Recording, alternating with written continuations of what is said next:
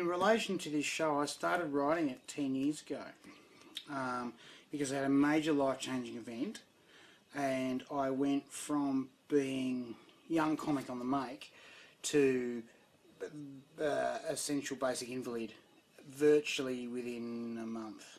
And in the very next month I spent all of my savings trying to get better, and in the month after that I lost my job.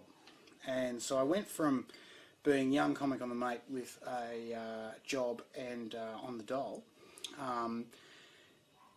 everything was legit and above board, to basically being cut off the dole because I had to change over categories, and running out of dough and being completely invalided, and the whole process took 6 weeks, whole process, and it was a big shock. And then the next thing that had to happen was I had to get into medical world and I had to go and see doctors after doctors after doctors and specialist after specialist, who all turned around and said, "I'm sorry, you're stuffed."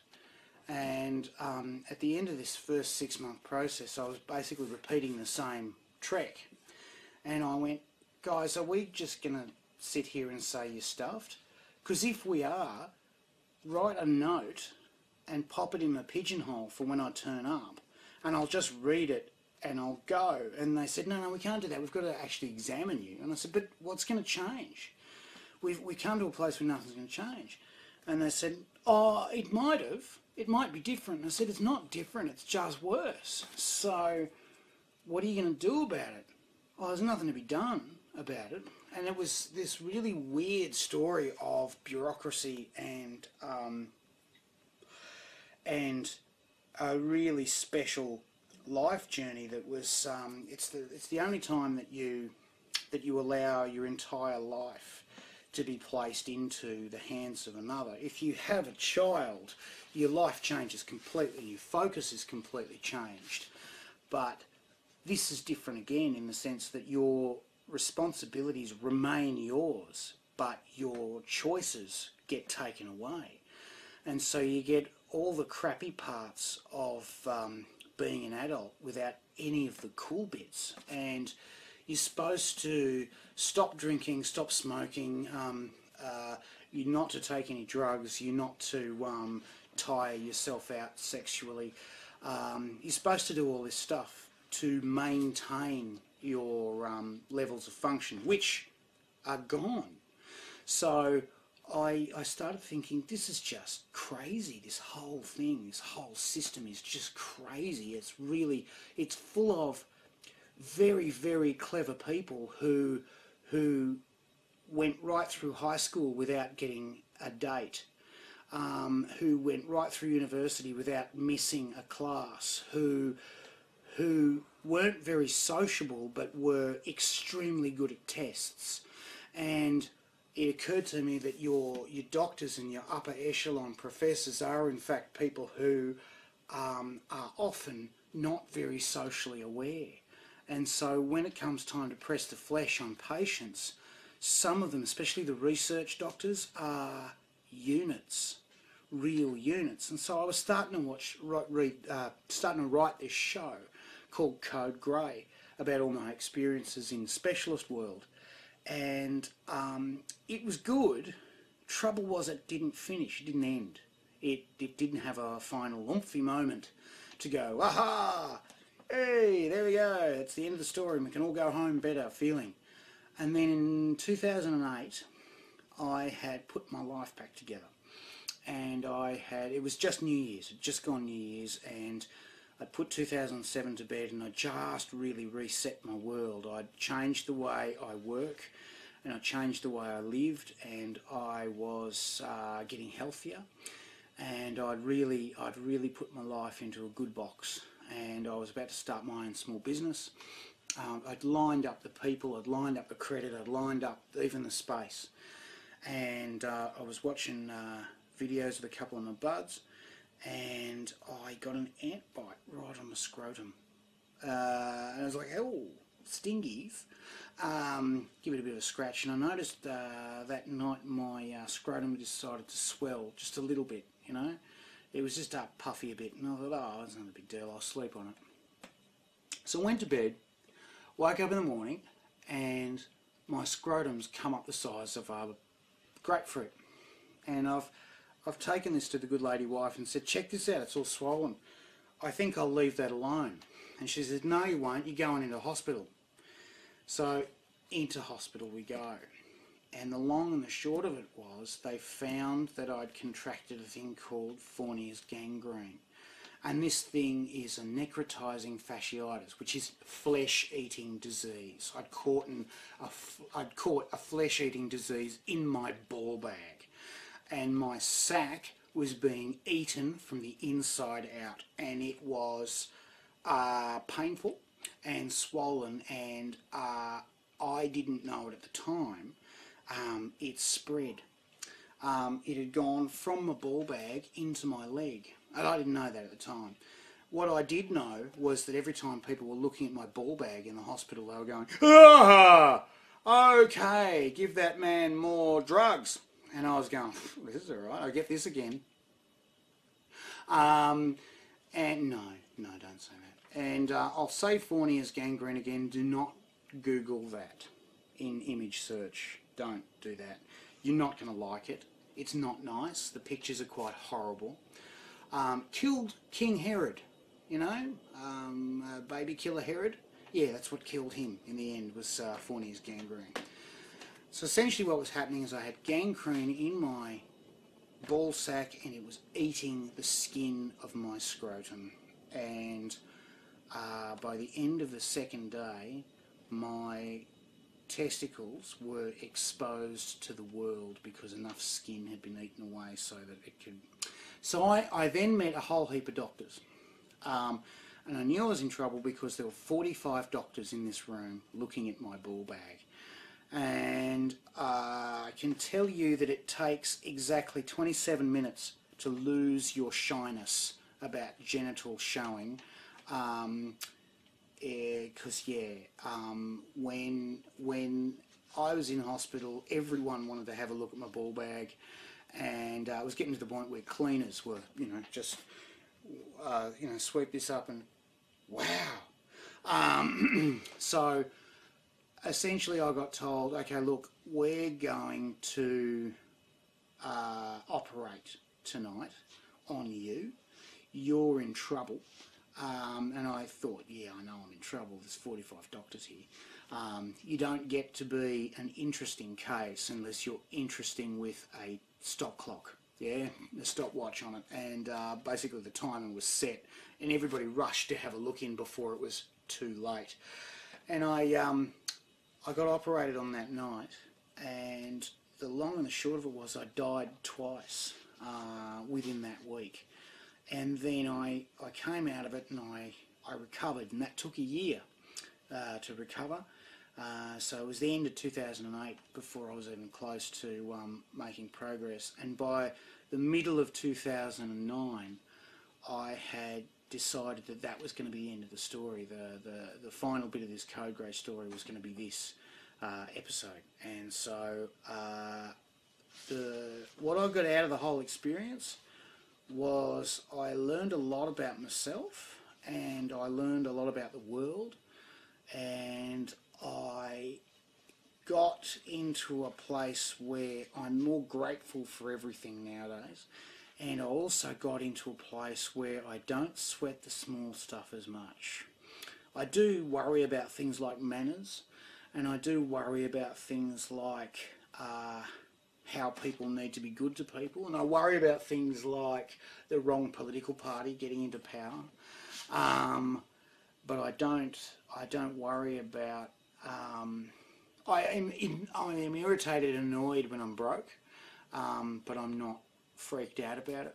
I am irritated and annoyed when things don't go my way, but I'm much more able to devise a plan to make things go my way. So, yeah, I got a lot out of it, and I learned a lot of gratitude and grace, because I was really in other people's hands for a couple of years.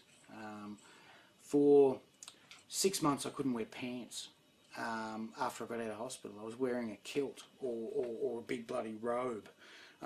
For 3 months, 3 or 4 months when I got out of hospital, I couldn't leave the house. I couldn't be on my own for 2 months. People had to be with me all the time.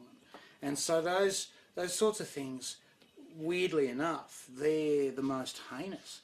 For 2 months, 3 months when I was at home, I had a machine strapped to me, and it was a vacuum pump machine holding. I developed a big wound as a complication in the surgery, and the thing was as big as my fist. This hole in my well, it was between my scrotum and my leg, and so they had to pack it with foam, and then they had to put this vacuum pump on it to squeeze it shut. The idea is you can't have a wound just growing skin over the top, because then you've got this massive giant cyst.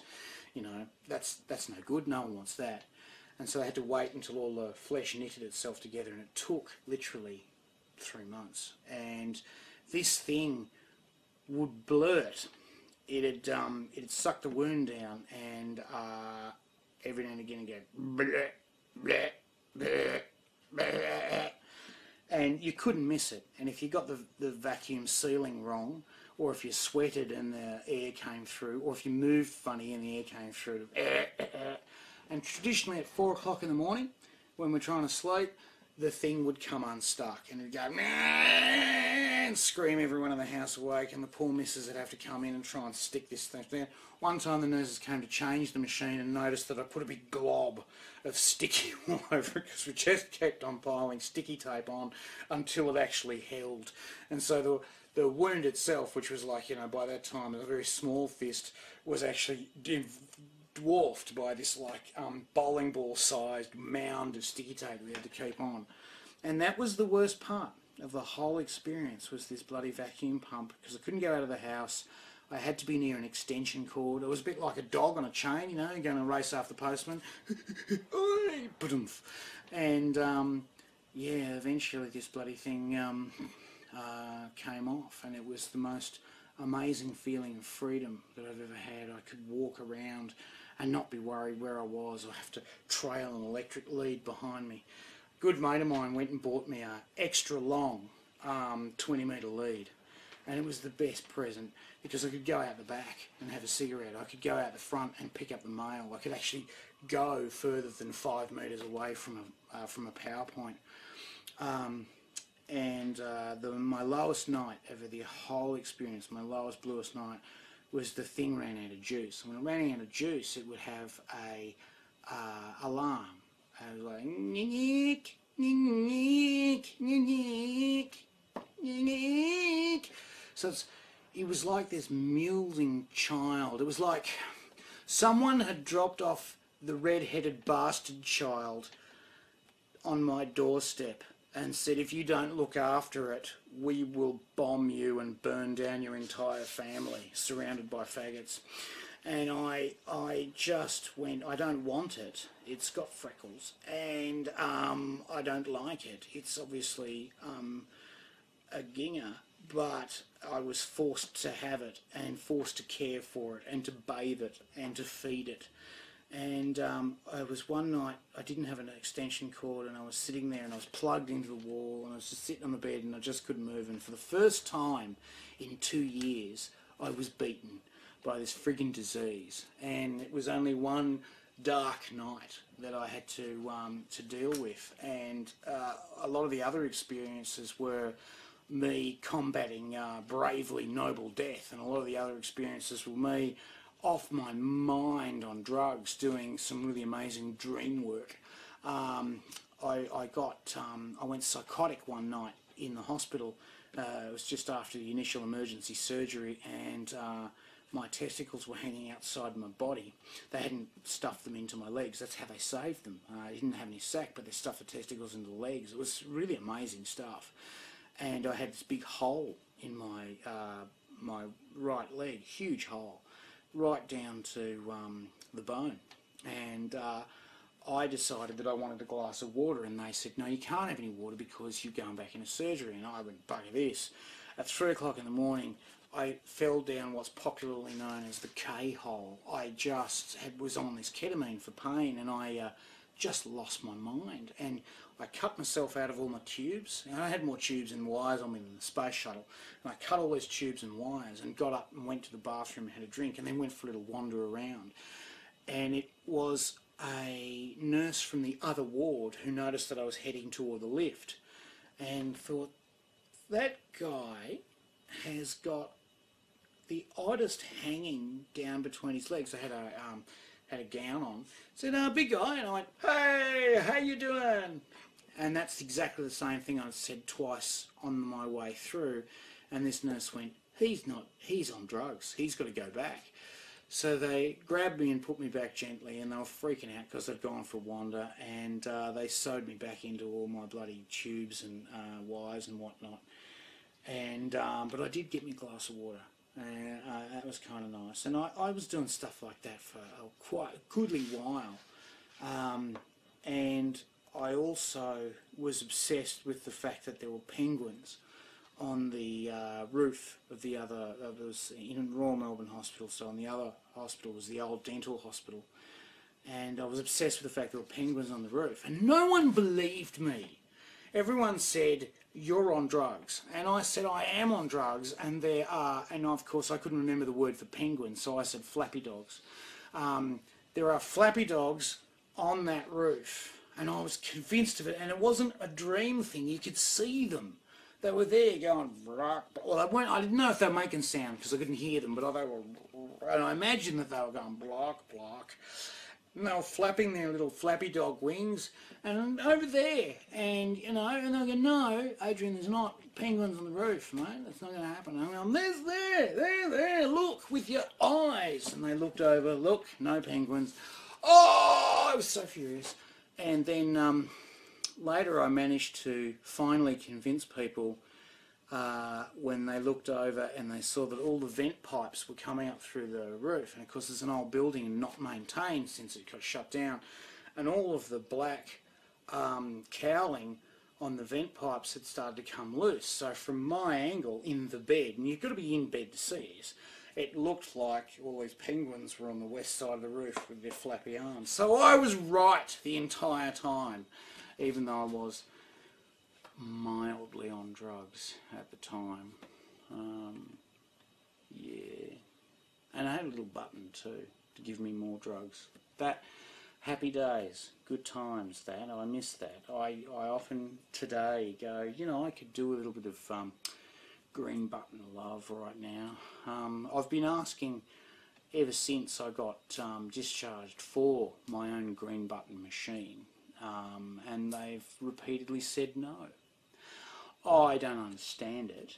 I don't think it was wise for them to do that because I've had to improvise.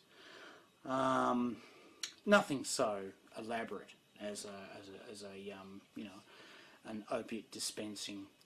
Well, I think opiates should come in Pez dispensers, just because that's my own personal opinion. You know, a lot of you doctors will disagree with that, and that's their prerogative. They're licensed to disagree with most things.